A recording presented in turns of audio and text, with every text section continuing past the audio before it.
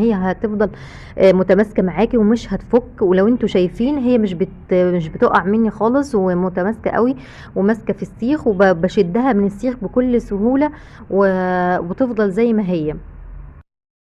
بعد ما تصبعيها كلها تريحيها شوية كمان في التلاجة علشان الكفتة برضو تتماسك معاكي وتبقى كده انت اديتيها حقها. المادة الدهنية اللي انا بدهنها دي حاجة اختيارية.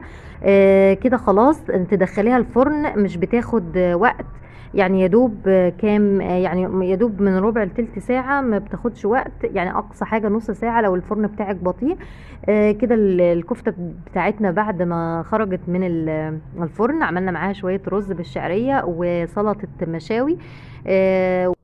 جربيها بالطريقة دي وهتدعيلي، وما تنسيش في اللايك لو عجبك الفيديو، ودعوة حلوة، والسلام عليكم ورحمة الله.